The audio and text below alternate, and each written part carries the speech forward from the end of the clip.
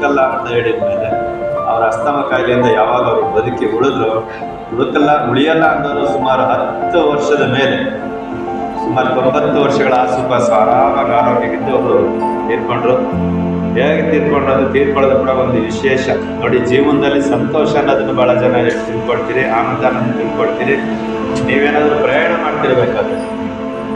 ಪ್ರಯಾಣ ಮಾಡ್ತಿರ್ಬೇಕಾದ್ರೆ ನೀವು ಎಷ್ಟು ದೂರದ ಪ್ರಯಾಣ ಮಾಡಿದ್ರು ನಿಮ್ಮ ಊರು ಸಮೀಪಿಸುತ್ತಿದ್ದಾಗೆ ನಿಮಗಿನ್ನೇ ಹಿಡಿತೀವಿ ಅಂತ ನಿಮ್ಮ ಒಳಗಡೆ ಖುಷಿ ಆಗ್ಲಿಕ್ಕೆ ಸ್ಟಾರ್ಟ್ ಆಗುತ್ತೆ.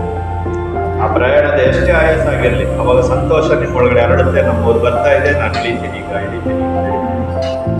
ಹಾಗೆ ಈ ಭೂಮಿ ಮೇಲೆ ಜನ್ಮ ಪಡೆದು ಬಂದ್ಮೇಲೆ ಅಂತಿಮವಾಗಿ ದಿನ ಹೋಗೋದು ಬರುತ್ತಲ್ಲ, ಆ ಹೋಗೋ ದಿನ ಕೂಡ ಗೊತ್ತಾಗ್ಬಿಡುತ್ತೆ. ನಾನು ಇನ್ನು ಹೊರಡ್ತಾ ಇದ್ದೀನಿ, ಇಲ್ಲಿ ನನ್ನ ಕೆಲಸ ಮುಗಿದಿದೆ ಅಂತ ಗೊತ್ತಾಗುತ್ತಲ್ಲ, ಅವಾಗ ಖುಷಿ ಆಗ್ಬೇಕು. ನನ್ನ ಸಾವು ಸಮೀಪಿಸಿದೆ, ನಾನು ಹೊರಡ್ತಾ ಇದ್ದೀನಿ ಅಂತ ಖುಷಿ ಆಗ್ಬೇಕು.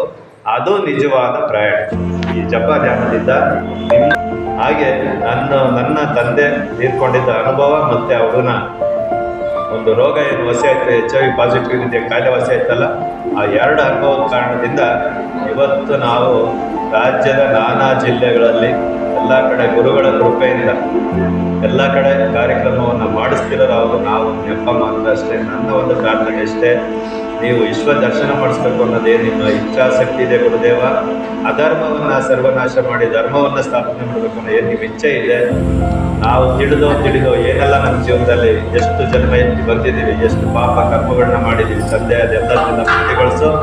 ಜಪ ಮತ್ತು ಧ್ಯಾನ ಮಾಡಿಸಿ ನಮ್ಮ ಜೀವನವನ್ನು, ನಮ್ಮ ಆತ್ಮವನ್ನು ಪರಮಾನಂದಗೊಳಿಸಿ ನಮ್ಮ ಆತ್ಮಕ್ಕೆ ಶಾಂತಿ ಕೊಡು, ಮುಕ್ತಿ ಕೊಡು ಅಂತ ಬೇಡ. ಅಂದರೆ ನಮ್ಮ ಪಾತ್ರೆಯಲ್ಲಿ ಏನಿರುತ್ತೆ, ನಾವು ಯಾವಾಗ ಸಮರ್ಪಣೆ ಭಾವನೆಯಿಂದ ಒಳಗಡೆಯಿಂದ ಅಂತರಾತ್ಮದ ಗುರುವಿಗೆ ಶರಣಾಗ್ತೀವೋ ಎಲ್ಲ ಕೆಲಸವನ್ನು ಅವ್ರು ಮಾಡಿಸ್ತಾರೆ.